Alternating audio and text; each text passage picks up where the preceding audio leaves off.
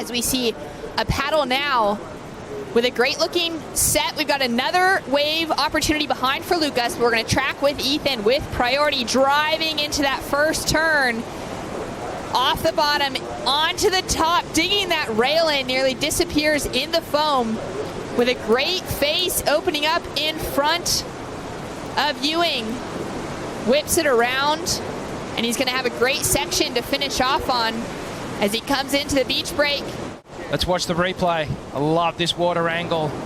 Ethan compressed off the bottom, carves through the first turn, and have a look at this second carve. Driving it down all the way to the bottom.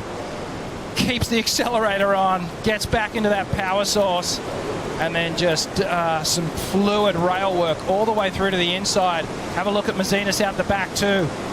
He had a nice looking wave, got some work done in the bowl. Ethan finishing off. More action. Mikey Wright, 2.83 on his low score. Open with a 6.5. Goes really high off the top of the wave and then crushes the pocket. Off the bottom again, he draws more of a layback carve. Doesn't mind just leaning back into those turns. And now driving into the inside section. Closeout complete for Mikey. His wife loving that performance in the first few minutes.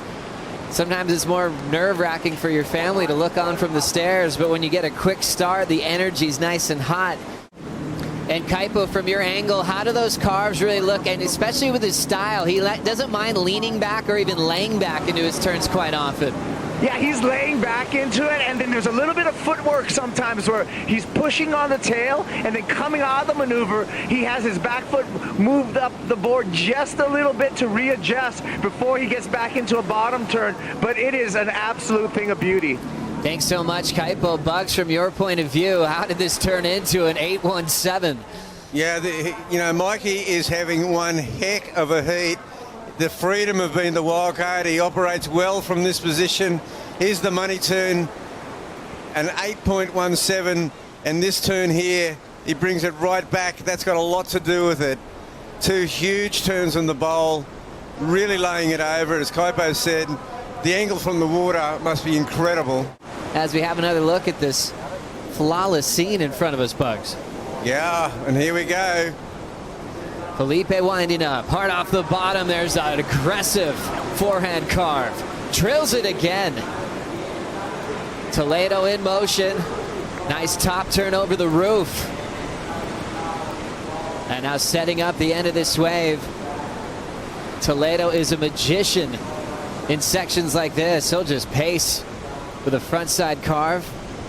Now heating up. Looking for a good closeout section. Nice clean off the top. Hits it again. Toledo stays on his feet. His best wave so far. Kaipo, Guerrero, whatever Toledo's riding looks perfect for the conditions today. Really fresh layback approach. Comparing that quickly to Toledo.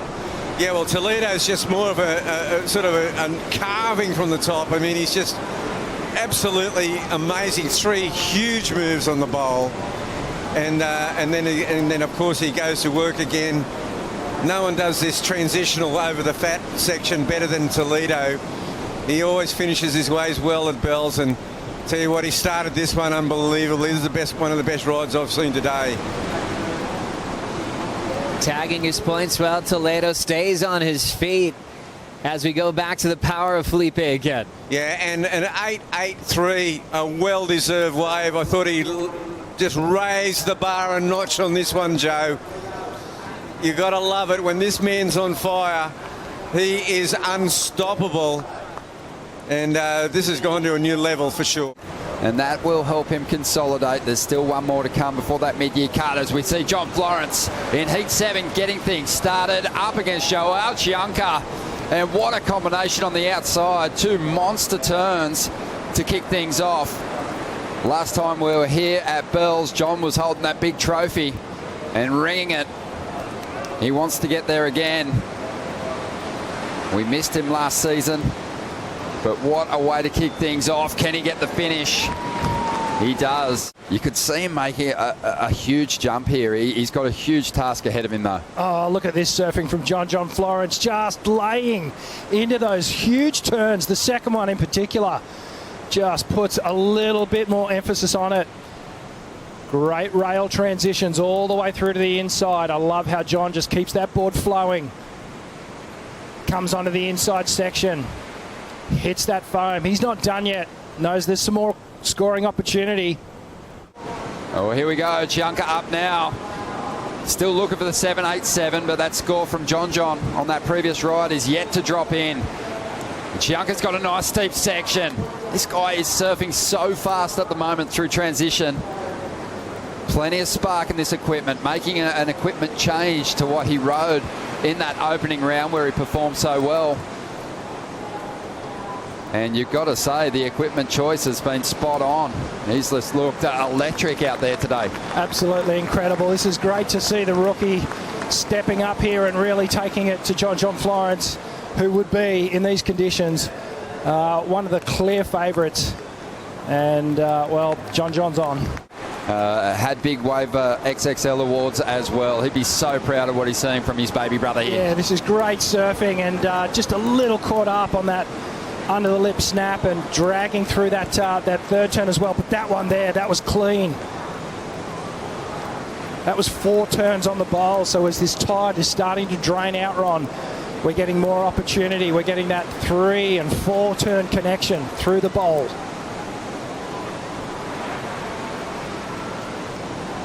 Wow, just great energy. Surfing. Yep, good surfing, solid, unrestricted. Beautiful technique there. I love how he extends that back leg towards the latter half of these turns. And again, as we've seen so many of our power surfers dropping that back arm.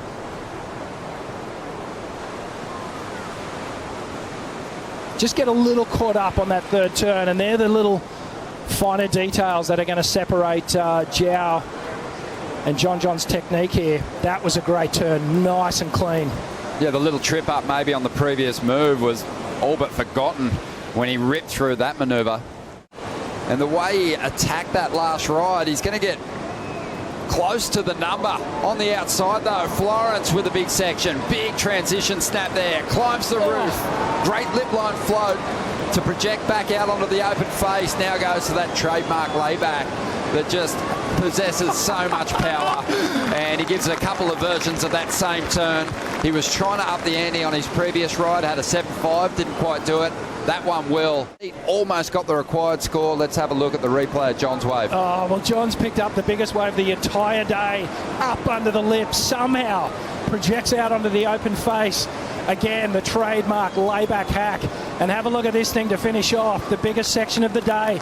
And when John John Florence reacts like that after a wave, you know that he is absolutely stoked with what's going on. And this man who's normally not phased, he's starting to show the emotion. Look at the commitment to this turn. This is just textbook Bell's ball surfing here. Up under the lip, projects out. Timing could be off by a millisecond and he wouldn't have made that turn. Drives around this section. Watch the back arm, throws it in there, jams through it, keeps the rail engaged. John John Florence, you know, if I was going to make a comparison to a previous CT surfer, he kind of reminds me of Taj Burrow. If Taj got that excellent score on his opening ride, he'd just go on an absolute tear. He was a real momentum surfer. John John Florence has that similar thing. You know, if he gets going early, you're in so much trouble. Here we go. He's going to fight back. Well, he needs to, and this wave has to count. He has to go excellent with this one. Swings the tail around, needs the brake combination on this wave. Couple of big turns to start, huge layback. So much speed. Exiting that turn, he climbs up into the pocket one more time. He had to stuff that extra turn in. He's chasing huge numbers just to better himself. It's clear now that Joao Chianca, he's just trying to push it past the point.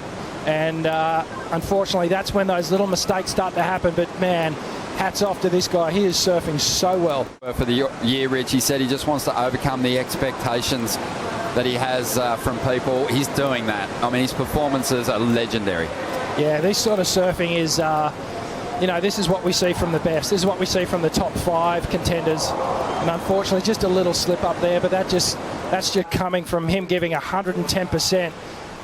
And, well, look at that. Just losing the fins, regaining composure there, and perhaps he just put his back foot off a little bit.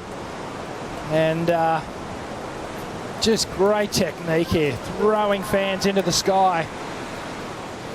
He's just not content with put theirs with his snaps. He adds the extras.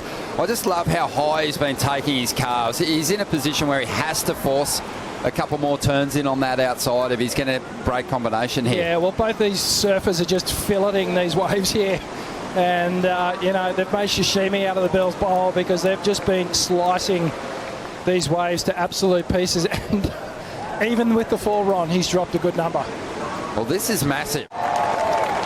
Crowd's getting even louder because Fanning's approaching the bowl. Extending the bottom turn, bigger section there. Driving all the way around, roundhouse, cut back. Fanning gets the finish. He's already had the hearts of all the Victorians in this amazing state in Australia. And he'll just keep winning him over turn after turn on the bull bugs. A bit of a face slap, and then he had to watch this right behind him.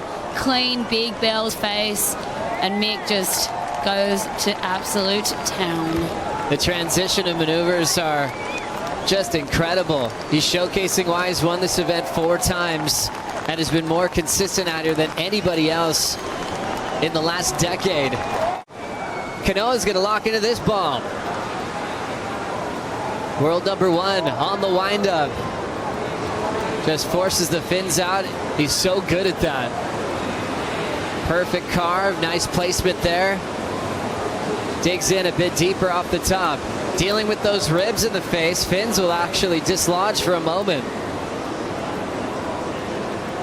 And now off the bottom again, he'll jam that one shut. A little bit of passion and fire out of Igarashi with now 90 seconds to go, Bugs. Wow. This is important for world number 1. Needs an 8.94 now, Bugs. Yeah, and he gets right up over the lip line. There's huge commitment on that first turn. And another carve down. I tell you what, it's a well-surfed wave and a difficult face with a lot of chatter on this wave, Joe. So much bump on that wave. Oh my gosh, look at this. And he gets a strong finish too. This will be a good score. Oh yeah, that's a... He did so well to stay on his board there, but it just didn't have that clean face Mick's had on his 8.77. So, yeah, this is in the judges' hands now, guys. A guy that works so hard to be in the position that he is in today. As we'll run out of time, Igarashi letting go of all that passion. Wow. He had a severe comeback to climb. A little bit of wind on the face, but still incredibly rippable. Robson, deep off the bottom. Nice clean off the top. Driving into the open face, beautiful down carve. Chasing a 6.77. Drills it again right on the money. Nice flow into the top turn wrap. Doesn't look like he's going to have too much downtime. Winds up for the float. Not the easiest section to just grease the float, but he stays on his feet. Great performance for Robson. Hunting down a 6.77. Looked like he really found an easy rhythm and nice pace on that wall buck. Now this one for Callum, it's a big overhead wave. Laura, this one's looking pretty slick. Yeah, and he timed it so well here. Huge, big arcing carve, and then comes around and just being able to keep his speed and get 3 of those big turns in to start. Yeah, he's looking so powerful and so solid. And then waiting. This was a bit of a tricky finish here, but he just knew that he had to get over that whitewash and get the completion because, yeah, those extra points. Well, the points are in the bowl. And he had so much time to sit on that bottom turn. The timing of just projecting on those maneuvers and also knowing when you have more time to just go straight down with that carve. He did that well, Bugs. Well, he did it so well that he gets an 8.6 for this wave. Wow. Leaned over so much on that rail. Great recovery with that finesse at the end of that carve, Laura. Yeah, he just gets so low. Look at him, just incredible technique there. Carves it around. Just wanted to get every inch of spray that he could get from the water up into the air there. And, yeah, every bit of that rail into the water. And now to answer back, will we see a wave into the excellent range, chasing a 7.07 for Miguel Pupo into the first turn, up hard into the second. A little chatter on the face of this wave. He's doing well to just keep that flow and that power. Now as he checks back to see if David is on the wave behind. And he is. Now into the inside section for Miguel. Great surfing, great finish. As we take another look at this one, could it go into that 7-point range? Yeah, well, I look, the wave height's there. It's one of the sets. Miguel Pupo just tight under the lip. He's kind of channeling the great Mark Occhilupo on this one. Just that smooth backhand approach. And a little check outside to see what his competitor was doing, and then concentration back on the task at hand. Critical last turn to finish off. That one felt good, and he lets the emotions fly. Watch him sit down on this bottom turn. Holds it, holds it. Now he heads for the sky. Up under the lip. It's a different maneuver when they're sort of slicing off the top as opposed to kind of connecting with the lip and then coming back down. You can't overcook it. Otherwise, you'll end up blasting out the back. Yeah, now for the judges, paying attention to, you know, really critical maneuvers. We'll see if Kelly can find an edge with it. He fell on that last ride, and Imai's going to have a shot now at either taking the lead or chipping away at this big requirement. Nice layback. Jam right there and up into the lip again. Fantastic pocket turn. Whoa. Connecting with the lip but losing no speed, going to the rail. Has been busy on this ride, multiple turns already, plenty of variation and a clean finish there. 8.1 is the number. Kelly on the outside was up for a moment but kicked out. Imai might have got there all in one swoop. In my opinion, that's easily the best wave of the heat. That was well surfed. It was a set wave, big moves. And let's see if their approach is in Imai's style here. He went straight for the lip on that first one, and then just a great carve and 4 great maneuvers on the bowl. I mean, that is top-notch surfing. 4 on the bowl is right up there. Right. He just looks stuck to his board running. He does. He looks really switched on, not hesitant. He was completely positive. Each move was no hesitation. How important is this next turn to have in your repertoire when you get to Bells, Ross? It's a really good jam. It's just a good old back-footed jam right there, and the judges love that. It's really visible. The judges are pretty high up on a cliff, and they're looking down on these surfers. So when you go for those turns that throw water up in the air, it's very digestible. And the other good thing about this wave, Bugs, is he had a little bit of everything. It was a great mix up there. The riding was unbelievable, but just the commitment on that very first turn when he went straight for the lip. I mean, you just showed this kid has got confidence oozing. Sure. He came down the hard way too. Didn't really find the transition he was looking for. No, this is an amazing one. I mean, he saw Kalohe earlier, and he got sky high, and he had to wrestle it down. And yeah, he acknowledged that. That was a really difficult alley-oop to land. He had to land right in that bounce as the wave broke halfway down the face, and he's super stoked. Yeah, it calls for the cab, and the numbers coming through. It's looking pretty solid, really lofty. In fact, got to a point in that alley-oop where he was able to tweak that tail a little bit and just accentuated the height. And, I think that was really natural, that claim. I think he surprised himself just how he was able to pull it out of the trough. Oh, it's so cool. I mean, the judges earlier on with the Kalohe air, they were a little bit they were divided on what they thought of. These guys are really consistent. Like, this is an excellent score, a 9.17. Just amazing to see the subtle adjustments he had with the back foot. A lot of times with people executing these airs, we're seeing their boards flutter under their feet. The wind direction still not kind of ideal necessarily for those airs at times. Their boards have been getting away from them, but Jack subtly shifted his back foot around.